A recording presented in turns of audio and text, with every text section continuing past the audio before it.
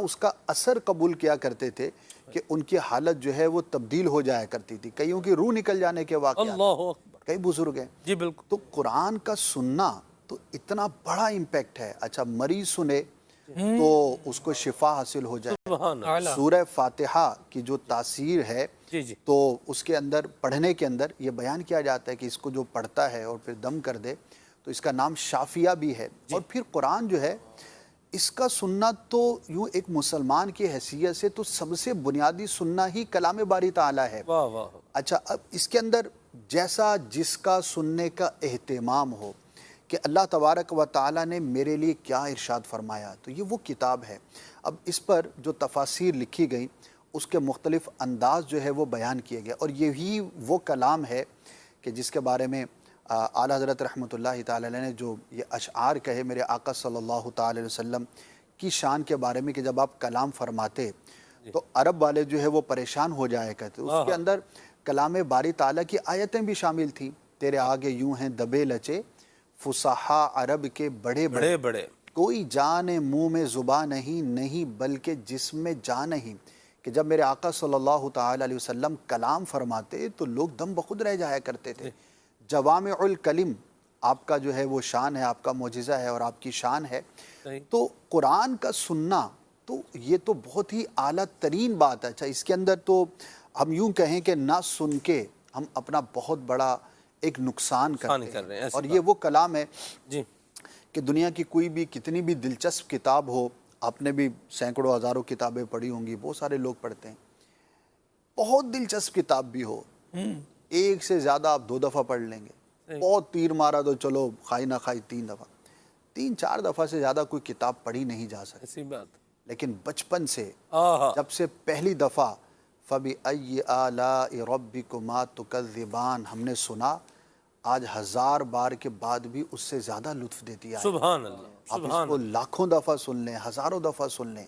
کیا بات. اس آیت کا جو لطف اس وقت تھا آج اس کا لطف اس سے بھی کہیں زیادہ ہے. بلکہ آپ اس سے اتنا اٹیچ ہو جاتے ہیں قرآن سننے سے کہ آپ کو پھر کسی اور چیز میں مزہ نہیں آتا. تو اے کاش کہ ہماری یہ عادت ہو کہ ہم قرآن سنیں اس کانفیڈنس کے ساتھ سنیں کہ یار میری کامیابی، میری ناکامی، میرا جو بھی میری پرسنالٹی ہے اس پر اگر میں قرآن کو سنوں گا تو اس کا بہت بڑا امپیکٹ ہے. اچھا پھر سنیں، پھر سمجھیں، پھر عمل کریں تو کیا ہی بات ہے. لیکن جو سب سے فرسٹ اسٹیپ ہے وہ ہے قرآن سننا. اور یہ وہ کتاب ہے کہ میں اگر آپ سے چائنیز میں بات کروں جی تو آپ کو سمجھ میں نہیں آئے گی تو آپ بالکل نہیں سن سکتے. میرے سامنے آ کر کوئی افریقان کے اندر بات کرے گا تو میں تو 2 جملے بھی نہیں سن سکوں گا. کلام باری تعالیٰ کی وہ تاثیر ہے، اس کو سننا اتنا با کمال میرے رب نے بنایا. کوئی عربی سمجھے یا نہ سمجھے یہ تو قرآن کا اعجاز ہے کہ جو نہیں سمجھتا اس کے دل پر بھی فقط اس کی تلاوت سننے کا اثر ہے. اللہ اکبر. تو اللہ تبارک و تعالی ہمیں توفیق دے اور اچھے قاری کی آواز میں اگر قرآن سنا جائے تو میں کہتا ہوں کہ کیا ہی بات ہے. مدینہ مدینہ. مرحبا اسد بھائی، کیا زبردست اور پر اثر انداز میں آپ نے گفتگو فرمائی ہے. رجب شریف کا مہینہ ہے تو تلاوت سننے کا، تلاوت کرنے کا معمول بنائیں. عبادت میں، تلاوت میں، ریاضت میں لگا دے دل، رجب کا واسطہ دیتا ہوں فرما دے کرم مولا. عبادت میں، ریاضت میں، تلاوت میں لگا دے دل، عبادت میں، ریاضت میں، تلاوت میں لگا دے دل، رجب کا واسطہ دیتا ہوں فرما دے کرم مولا، رجب کا واسطہ دیتا ہوں فرما دے کرم مولا. آمین آمین آمین آمین. مرحبا. کال شامل کرتے ہیں پھر آگے بڑھتے ہیں انشاءاللہ.